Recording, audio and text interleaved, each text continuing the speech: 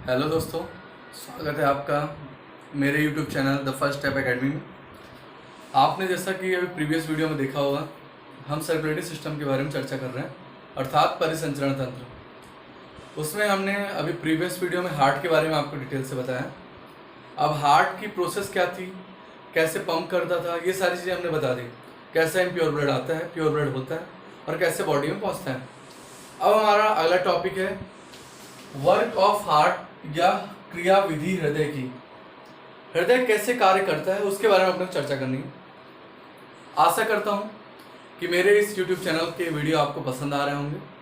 अगर आपको वीडियो पसंद आ रहे हैं तो इसको लाइक करें, शेयर करें और सब्सक्राइब करें और ज़्यादा से ज़्यादा अपने दोस्तों को पहुँचाएं, क्योंकि जितने भी एग्ज़ाम होने वाले हैं उसमें साइंस का फैक्टर बहुत ही इंपॉर्टेंट है और आपको ज़्यादा से ज़्यादा प्रश्न सॉल्व करने में आसानी होगी।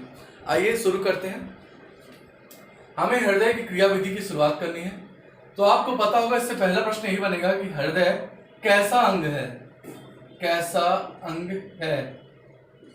तो हमें इसका आंसर क्या देना है। हृदय एक मानव शरीर में पंपिंग अंग की तरह कार्य करने वाला एक पार्ट है। कैसा अंग है, पंप करने वाला, अर्थात पंप कर रहा है। ठीक है, आपको हृदय की मैंने बताई थी संरचना कैसे होती प्रीवियस वीडियो में। यह कैसे होते हैं, बंद मुट्ठी की तरह। ठीक है, बंद मुट्ठी की तरह होता है और कार्य कैसे करता है, पंप की तरह। ठीक, अब ये जो पंप करता है तो पंप के दौरान ये दो क्रिया पूर्ण करता है, जिसे क्रमशः संकुचन और शिथिलन कहा जाता है। संकुचन को हम सिस्टोलिक प्रोसेस और शिथिलन को हम डायस्टोलिक प्रोसेस के नाम से जानते हैं। संकुचन क्रिया के दौरान जैसे हमने बताया था कि जब आपका इम्प्योर ब्लड कहां पहुंचता है, सर्वप्रथम आपका इम्प्योर ब्लड पहुंचा कहां, दाएं अलिंद में, राइट ऑरिकल में पहुंचा। वहां से आपका हृदय पूरी प्रोसेस करने के बाद जो प्योर ब्लड आता है कहां पहुंचता है, बाएं निलय में या लेफ्ट वेंट्रिकल में पहुंचता है। वहां से अयोर्टा महाधमनी के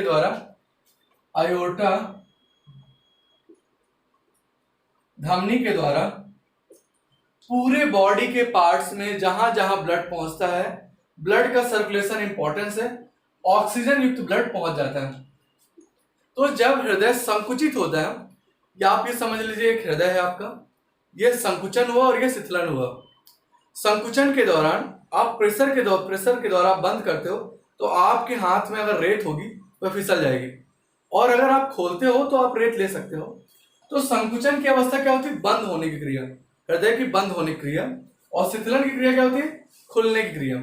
सामान्य से उदाहरण, आप एक स्पंज को लो, स्पंज का उदाहरण आप लो, स्पंज को आप पानी में डालो तो जो पानी है वह सोख लेगा।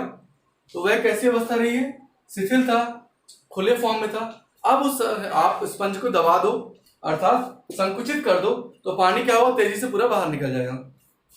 उसी प्रकार संकुचन क्रिया के दौरान अयोर्टा महाधमनी के द्वारा शुद्ध रुधिर सारे शरीर के अंगों में पहुंच जाता है, और शिथिलन क्रिया के दौरान अंगों से अशुद्ध रुधिर आपके हृदय में पहुंच जाता है। ठीक है, शिथिल हुआ, खुला, आपका इम्प्योर ब्लड पूरे बॉडी से कहां पहुंचा, हार्ट में पहुंच गया, हार्ट में पहुंचा। अब वो संकुचित हुआ, प्योर ब्लड आपके अंगों में पहुंच गया। ये एक चक्र है, साइकिल। इतनी बात आपको समझ में आई, उम्मीद है आपको समझ में आ गया होगा। फिर आपसे क्वेश्चन पूछता है, संकुचन क्रिया के दौरान हृदय को कितना समय लगता है, यानी समय। संकुचन क्रिया में मानव हृदय को 0.5 सेकंड लगता है। ठीक, और वहीं शिथिलन क्रिया में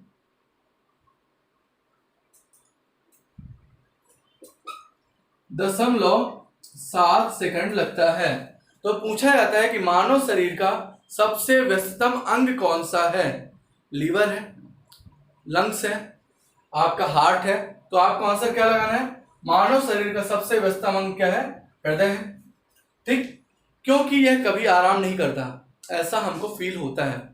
पर एग्जाम में प्रश्न यही बनता है कि मानव शरीर में जो हृदय होता है वह आराम करता है या नहीं करता। तो आपको दिख रहा होगा 0.5, 0.2, 0.7 सेकंड के बीच में कितना अंतर है, 0.2 सेकंड का। अर्थात आपको आंसर देना है कि दो धड़कनों के मध्य संकुचन और शीतलन क्रिया, अर्थात संकुचन और शीतलन क्रिया के मध्य, दो धड़कनों के मध्य हृदय में 0.2 सेकंड का जो अंतराल पाया जाता है, इसी अंतराल में हृदय क्या करता है, आराम करता है। क्योंकि हृदय भी एक क्या है, मशीन है, मशीन को आराम करना जरूरी है। तो 2 सेकंड, 0.2 सेकंड के ये आराम करता है। अब आपने बताया संकुचन क्रिया के दौरान अयोटा महाधमनी के द्वारा शुद्ध जो है रुधिर समस्त अंगों में पहुंचता है। अर्थात यही क्रिया जो है आपके जो ब्लड का प्रेशर है जनरेट करता है कि आपकी बॉडी में शुद्ध रुधिर पहुंच जाए, और शीतलन क्रिया या लो ब्लड प्रेशर ले करता है ताकि आपका शुद्ध रुधिर आपके हार्ट में पहुंच जाए। उम्मीद है ये आपको समझ में आ गया होगा। इसे मैं हटा दूं, स्क्रीनशॉट ले लीजिए इसका, ठीक है।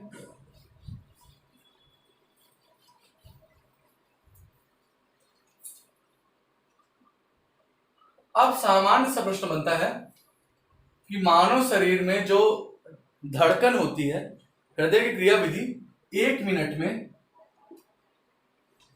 कितना समय होते, कितनी बार धड़कता है। तो आपको पता है, आप औसतन कितना बोलते हैं, 72 सेकंड। ठीक है, एक स्वस्थ मनुष्य के शरीर में 72 बार है, सेकंड बोल रहा हूं, यानी 1 मिनट में 72 बार ये धड़कता है। ठीक, कितनी बार, 72 बार। फिर आपने बताया कि अगर एक क्रिया विधि में, यानी एक क्रिया विधि में हृदय कितना रक्त को प्योर करता है, इम्प्योर रुधिर को, यानी आपका जो अशुद्ध रुधिर एक बार में आपके हृदय में आया, एक बार प्रोसेस में कितना लीटर या कितने मिलीलीटर या कितनी उसकी मात्रा रहती है रक्त की, प्योर कर सकता है और लंग्स तक ले जा सकता है। तो आपने बताया ये कितना होता है, 70 मिलीलीटर। ठीक है, अर्थात 70 ml ब्लड जो होता है एक बार में हृदय लेता है और छोड़ता है। फिर प्रश्न बनता है आपसे कि मानव शरीर में जो रक्त की मात्रा होती है, रक्त की मात्रा कितनी होती है। तो आपको पता होगा इसका आंसर, हम हमेशा बताते हैं 5 से 6 लीटर के बीच में।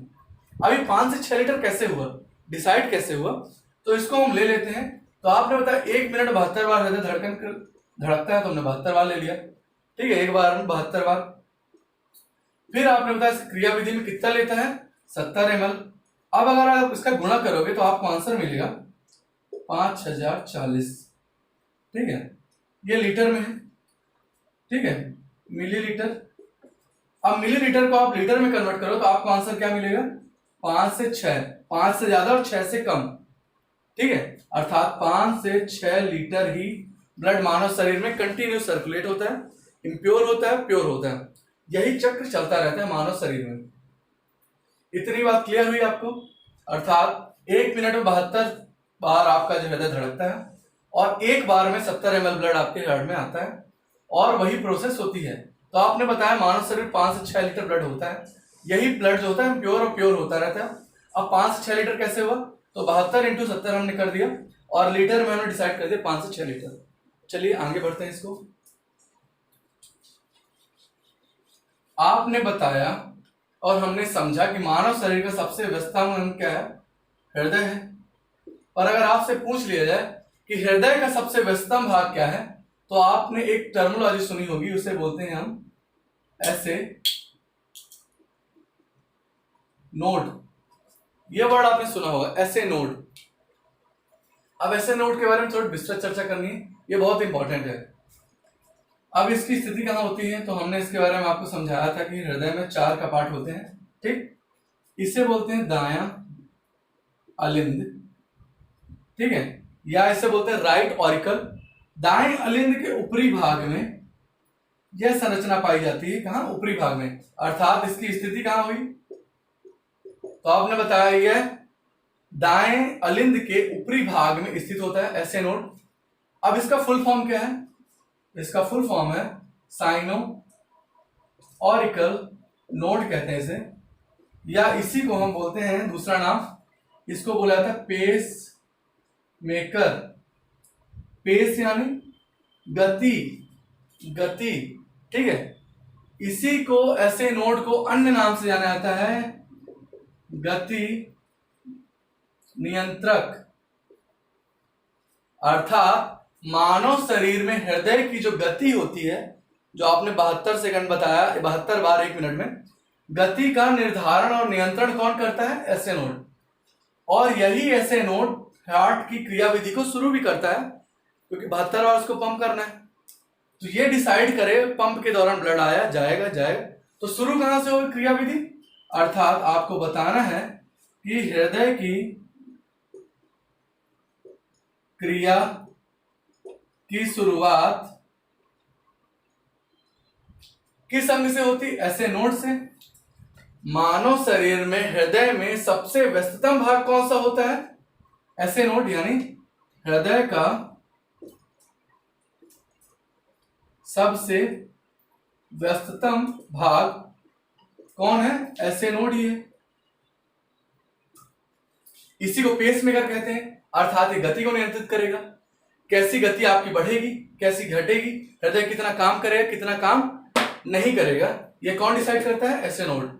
इसीलिए इसे पेस मेकर के नाम से भी जाना जाता है। आपको बात समझ में आई? मानव शरीर का सबसे व्यस्ततम अंग हृदय, और हृदय का सबसे व्यस्ततम भाग ऐसे नोड। ऐसे नोड को और किस नाम से जानते हैं? इसी को पेस मेकर कहा जाता है, इसी को गति नियंत्रक कहा जाता है। यह हृदय क्रियाविधि की शुरुआत करता है। इतना ही प्रश्न आपसे बनेगा, ठीक है। इसका स्क्रीनशॉट ले लीजिए, ठीक है। शुरू करते हैं, इसको हटाता हूं मैं।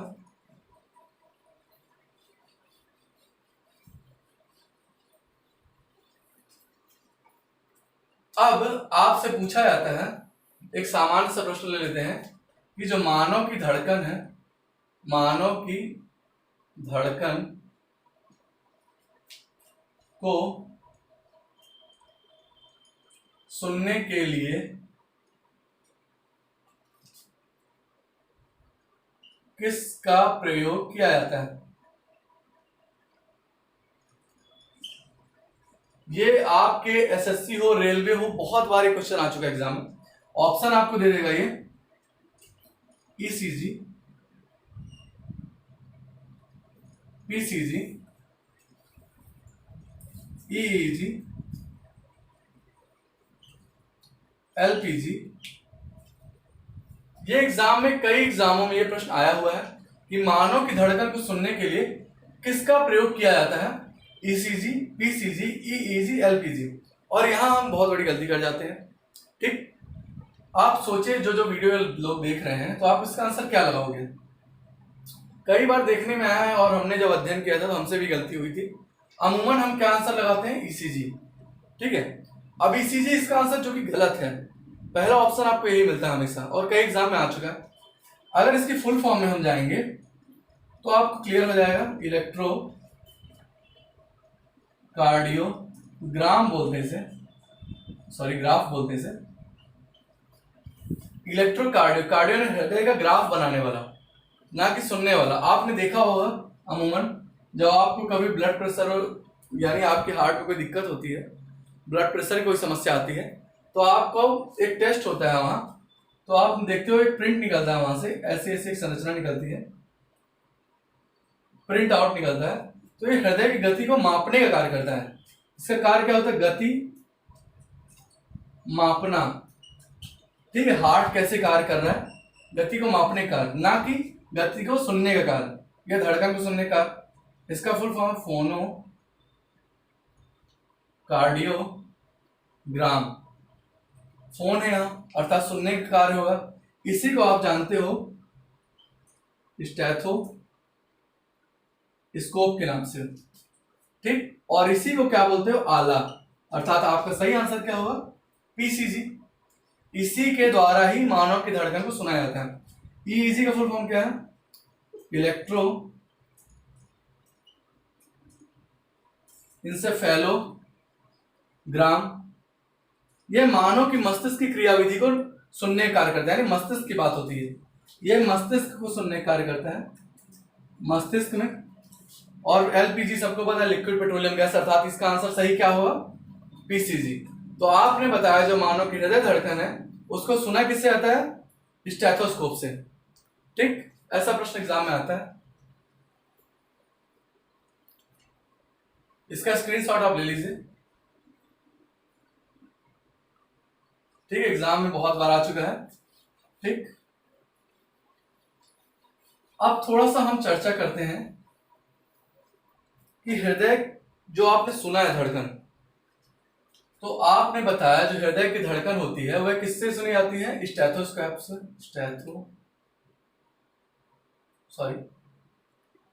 स्टेथोस्कोप या आला या पीसीजी, कुछ भी आया, आपको आंसर लगाना है। ठीक है, मैंने आपको तीनों कंडीशन बता दी है, आला, पीसीजी या स्टेथोस्कोप। ठीक, अब जब आप इसके द्वारा आप धुन सुनते हो हृदय की धड़कन को, तो आपकी जो धड़कन है किस प्रकार सुनाई देती है, लब और डब, लब लब डब लब डब लब डब आपको सुनाई देगा। इसी को क्या बोलते हैं, मानव शरीर की धड़कन।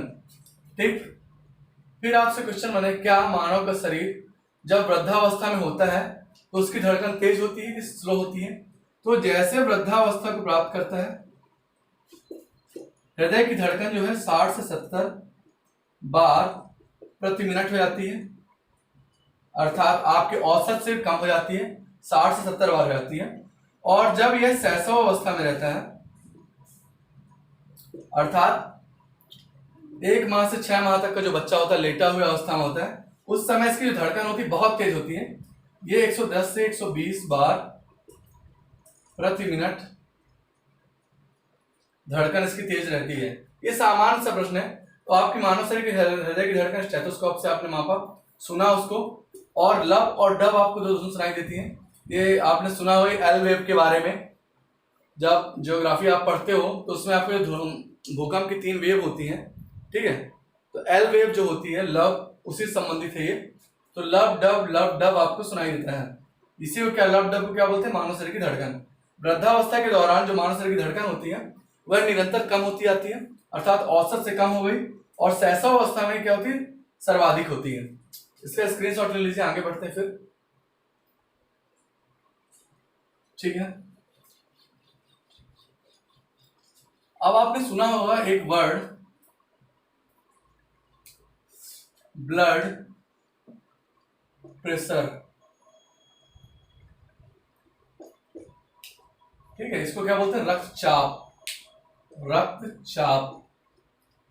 इससे प्रश्न बहुत आते हैं एग्जाम में। अब ब्लड प्रेशर है क्या, ठीक है, तो आपको बताना है मानव शरीर की धमनी और शिराओं में, मानव शरीर की धमनी और शिराओं में जो रक्त का दाब होता है, रक्त का जो प्रेशर होता है, उसी को क्या बोलते हैं, रक्तचाप कहते हैं।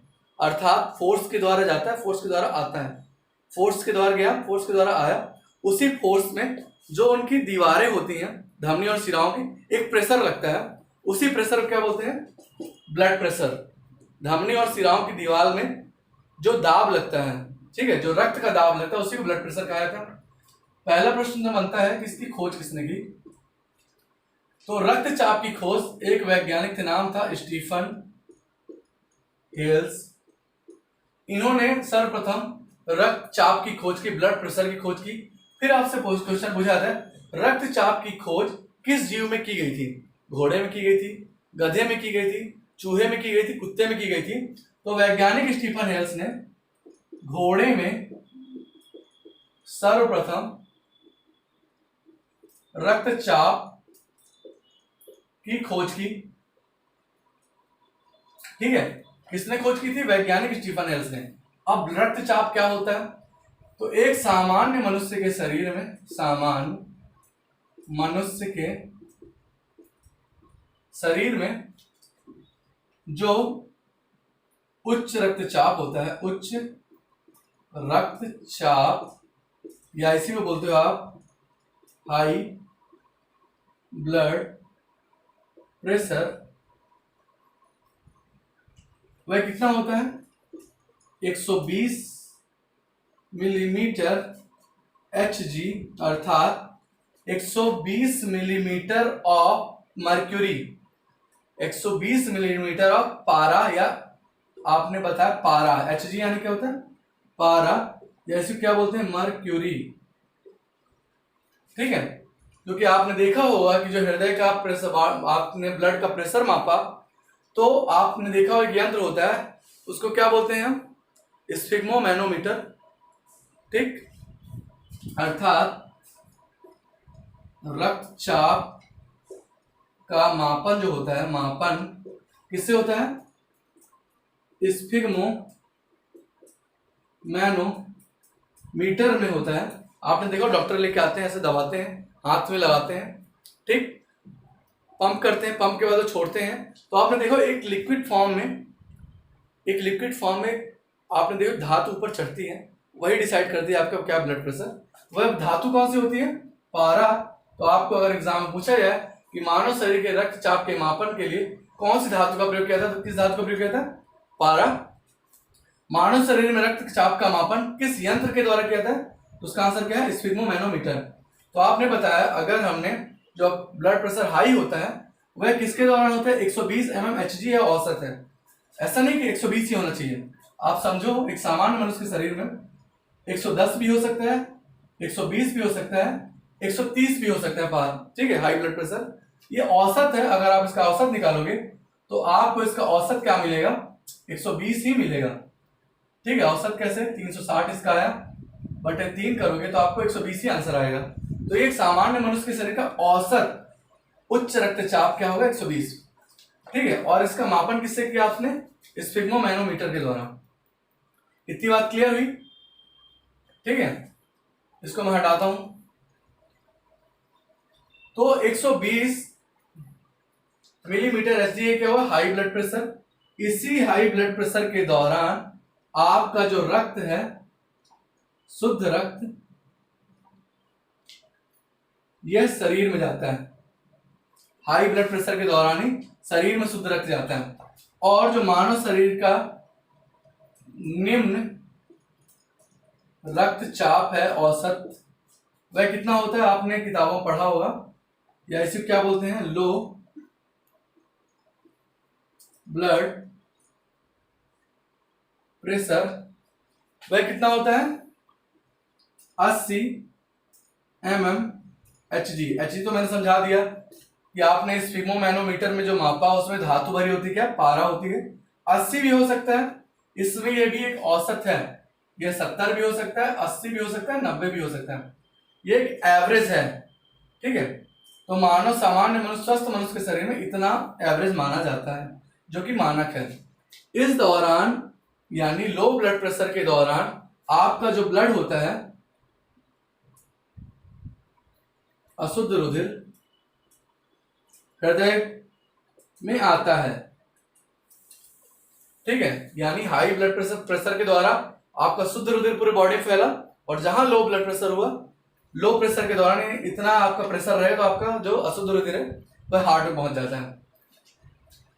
ठीक है, तो हमने ब्लड प्रेशर में पढ़ा कि ब्लड प्रेशर कहते किसे हैं, तो मानव शरीर की धमनी और शिराओं में पाया जाने वाला जो रक्त का दाब होता है उसे रक्तचाप कहा जाता है, या ब्लड प्रेशर कहते हैं। इसकी खोज सर्वप्रथम स्टीफन हेल्स नामक वैज्ञानिक ने की। खोज किसने की, घोड़े में की थी इन्होंने। तो सामान्य मनुष्य के शरीर में जो हाई ब्लड प्रेशर होता है 120 मिलीमीटर ऑफ मर्क्यूरी या Hg होता है पारा, अर्थात 120 उसने एवरेज बताया। ये शुद्ध रुधिर को शरीर में पहुंचाने वाला मतलब प्रेशर है, और जो अशुद्ध रुधिर को हार्ट में लेके आने वाला प्रेशर क्या है, या निम्न रक्तचाप या लो ब्लड प्रेशर क्या है 80 mm Hg, जो कि अशुद्ध रुधिर को हृदय में लेके आता है। इतनी बात क्लियर हुई। फिर आपने बताया कि मानव शरीर में जो हृदय और रक्त के चाप का मापन है वह किस यंत्र के द्वारा होता है, तो यंत्र का नाम मैंने आपको बताया था, क्या नाम था स्फिग्मो मैनोमीटर। अर्थात इस स्फिग्मो मैनोमीटर में कौन सी धातु भरी होती है Hg और पारा, अर्थात इसमें पारा धातु भरी होती है। इसी यंत्र के द्वारा आपका ब्लड प्रेशर मापा जाता है। ठीक है, इसका स्क्रीनशॉट ले लीजिए।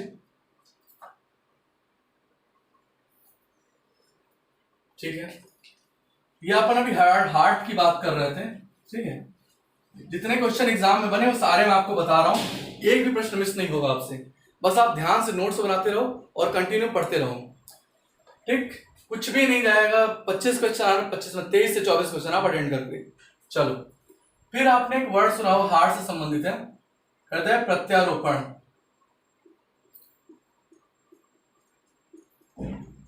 इसी को इंग्लिश में बोलते हैं हार्ट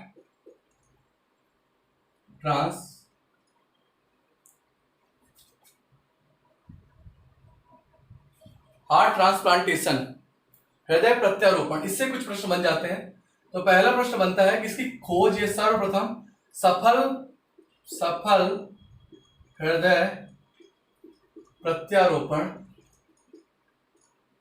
या पहला हार्ट ट्रांसप्लांटेशन किसने किया था? तो यह 1967 ईस्वी में एक वैज्ञानिक थे, डॉक्टर क्रिश्चियन बर्नार्ड ने। क्या नाम था? डॉक्टर क्रिश्चियन बर्नार्ड ने। कब किया? 1967 ईस्वी में। कहां के थे ये? दक्षिण अफ्रीका के थे। अर्थात मानव शरीर में पहला सफल हृदय प्रत्यारोपण, फर्स्ट हार्ट ट्रांसप्लांटेशन 1967 में डॉक्टर क्रिश्चियन बर्नार्ड, जो कि दक्षिण अफ्रीका के डॉक्टर थे, इन्होंने ही किया पहला सफल प्रत्यारोपण। फिर पूछा था भारत में पहला सफल प्रत्यारोपण, सफल हृदय प्रत्यारोपण किसने किया? ठीक है, तो ये थे केरल के डॉक्टर थे, डॉक्टर वेणुगोपाल ने सन 1994 ईस्वी में पहला सफल हृदय प्रत्यारोपण किया। ठीक है, विश्व में पहले कौन थे? Doctor Christian Barnard. इन्हीं ने शुरू किया था पहला हार्ट ट्रांसप्लांटेशन। और भारत में किसने किया था? डॉक्टर वेणुगोपाल ने। हृदय प्रत्यारोपण होता क्या? अर्थात आपका हृदय किसी कारण काम करना बंद कर देता है, काम उसके द्वारा, तो कोई भी आपका हार्ट डोनेट करता है, आपके पार्ट डोनेट करता है बॉडी के, तो वह दूसरे व्यक्ति से संबंधित व्यक्ति का आपके शरीर में लगा दिया जाता है। इसी क्या बोला जाता है? प्रत्यारोपण कहते हैं, हृदय का प्रत्यारोपण। पहले क्रिश्चियन बर्नार्ड ने किया 1967 में। भारत में किसने किया? 1994 में डॉक्टर वेणुगोपाल ने। ठीक, फिर एक कृत्रिम हृदय की बात आती है, कृत्रिम हृदय। तो आपने नाम सुना होगा जार्विक 7 का। यह मानव निर्मित पहला कृत्रिम हृदय है, मानव निर्मित प्रथम कृत्रिम हृदय, आर्टिफिशियल हार्ट है, जिसका निर्माण जापान देश के वैज्ञानिकों ने किया था और यह एल्यूमिनियम धातु से बना हुआ है। अर्थात इस हृदय का प्रयोग मानव के हृदय में किया जा सकता है। ठीक है, जो कि आर्टिफिशियल मानव द्वारा निर्मित है। ठीक, तो ये कुछ हृदय से संबंधित था, इसका स्क्रीनशॉट ले लीजिए। तो दोस्तों, ये सर्कुलेटरी सिस्टम का हमारा लास्ट टॉपिक था। सर्कुलेटरी सिस्टम हमारा यहाँ खत्म होता है। अगर आपको ये वीडियो पसंद आया हो, आपको लग रहा है कि एग्जाम से रिलेटेड क्वेश्चन मिल रहे हैं, तो प्लीज़ इसे लाइक करें, शेयर करें और ज़्यादा से ज़्यादा सब्सक्राइब करें। Thank you so much.